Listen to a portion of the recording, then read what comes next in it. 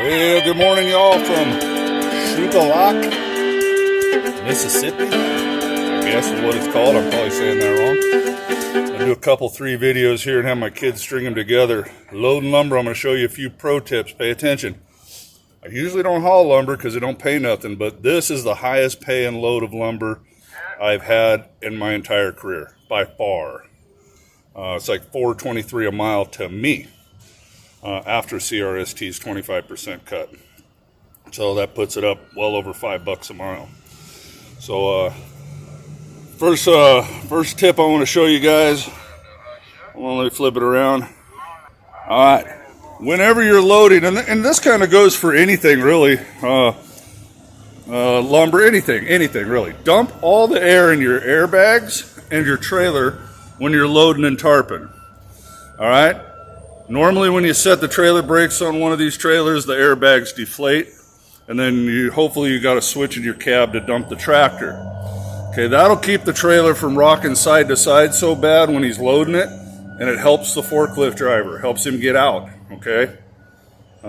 Makes it easier on him. He's not dragging his fork so hard on the deck. And when you're tarping, it lowers everything a foot or so. To make it easier on you. And I'm going to show you how this tarping station works if you've never used one of these. They're pretty slick. All right, next pro tip. You see me do this with the beams. You do it with lumber too. Now these 12-footers probably could get away with not doing it because they'll kind of bend and kind of make a bow when you strap it down. It makes them hard to slide out. But I did it anyway to show you. Throw you a 4x4 up there, under there, and lift them up. That keeps the boards from working their way out. When you're tarped like I'm going to be, that's not such a big deal because the tarps will catch anything sliding back. But when you're not tarped, it is a big deal. You'll spend your whole day pounding boards back in, especially if they're shorties, like 4-footers for pallets or something. So take you one of your 4x4s, throw it up there, and now it sits perfectly level, okay? Because remember, back of the trailer slopes. All right. Oh man, my eyes are still puffy, man. I had a bad allergic reaction cutting the grass the other day. I don't know what happened. That happens to me sometimes. All right, y'all, we're gonna get busy here, and I'll show you a couple more pro tips. For loading lumber. A couple things you can do. All right, y'all. Bye now. All right. We're all strapped down. A couple pro tips for you. Well, this is how I do it, man. That under padding is not just for metal and stuff. Corner of that lumber will tear my tarps, especially as tight as I pull them. So I got a felt pad here. And in the back, I just threw my 2 blankies. All right. My little ladder for me, because I'm an old man. 2 blankies, straps holding it down. I got 9 straps, 1 more than I need. I always do that, but it's May 17th, and starting today, DOT blitz, they say. They're looking for wheel ends. But I don't want someone checking load securement and finding something. In fact, I had a strap with a niche in it, so I threw it away. As you'll see, my straps are not going over the tarps. Because I don't do that. All right, I'm going to get a tarp up in the air with this tarping station, and we'll show you that. See you in a minute. All right, we got a tarp up in the air. I'm almost excited. I've been dragging these 6-foot tarps around for 4 or 5 months. I've never used them. I just don't like tarping, man. I'm old. Back when Taylor called me, he said, "Hear me out before you hang up." I'm oh boy. $4.25 a mile, I'll tarp, especially with a tarping station. These are slick, so check it out. Basically, that baby lifts it up for you. You got a remote right here, okay? Right there, up, down, left and right. Drags it right over and sets it down. If every place had those, I'd probably tarp more. But most places are getting them. Unfortunately, people have had to get hurt bad for us to have those. So Anyways, that's another story. Trust me, no such a thing back when I started. All right, y'all. Let me get this tarped up and we'll see if I'm fanatical with this as I am with the coil bags. We'll be back when we're ready to roll. Bye now. Booyah! We're done. And we ate breakfast. Don't you wish you could do it that fast? Me too. All right, let's get out and look at the finished product and get rolling on down the road. It's getting warm down here in Mississippi.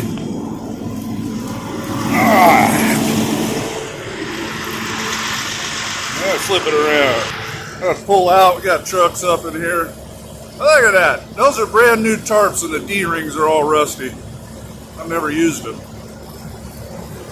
I think we got the lines nice and straight. All clean, clean, clean. No bungees outside the rub rail. Just my little thing. Thanks to old man Gene.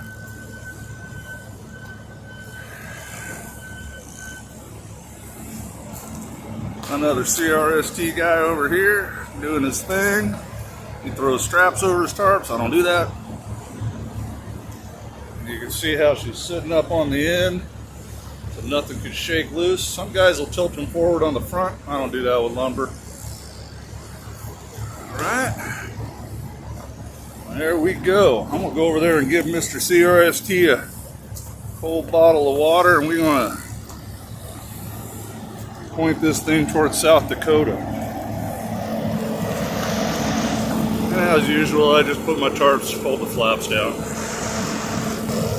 Alright, y'all. We'll string these up together. Bye now. God bless you. Hey, I just wanted to shoot one more little part from that lumber loading video. Let me move this up here. There we go.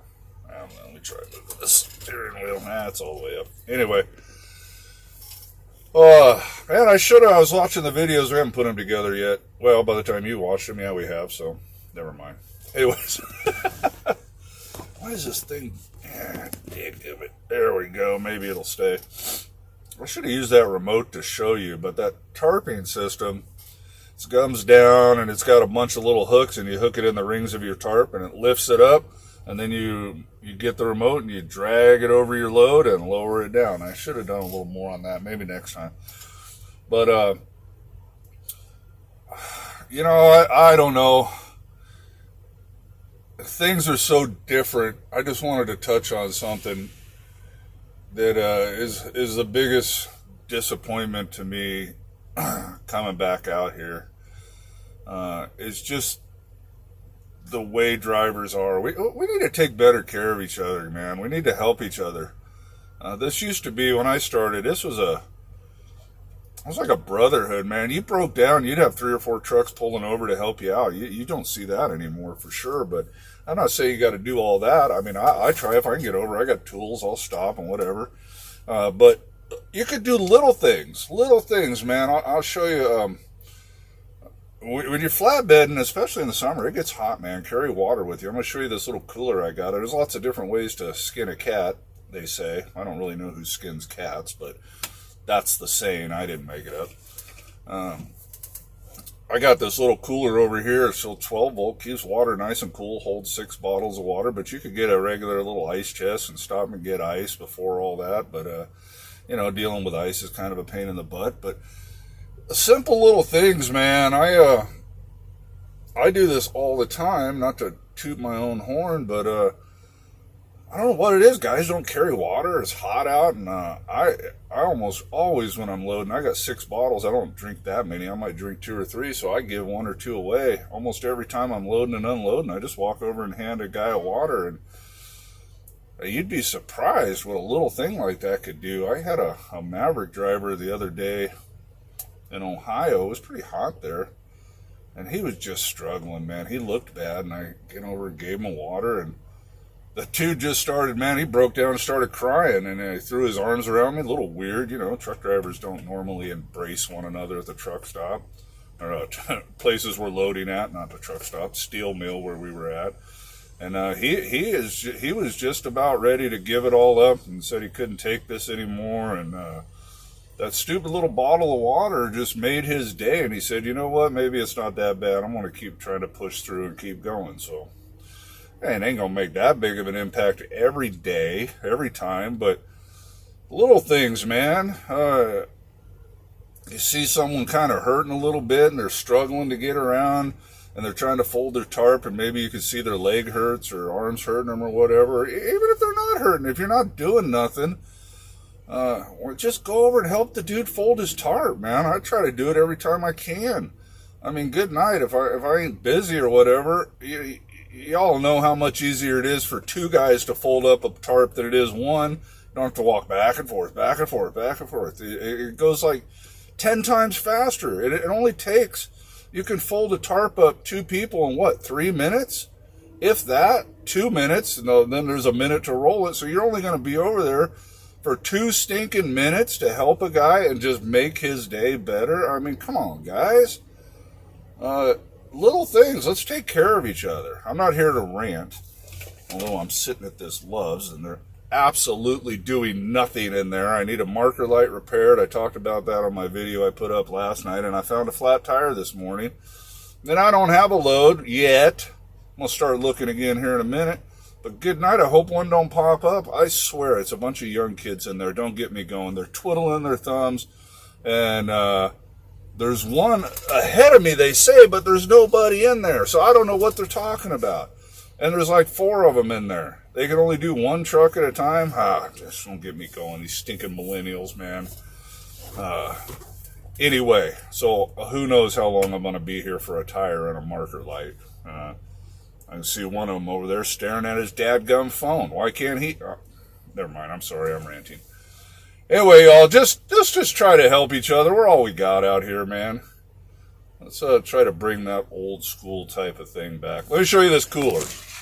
What kind it is, maybe I can zoom in, whatever, but you can find them online. It's got a couple cup holders that, got your water in there. Pretty easy. I leave it there all the time.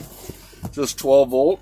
And man, it really keeps them nice and cool, so I like it.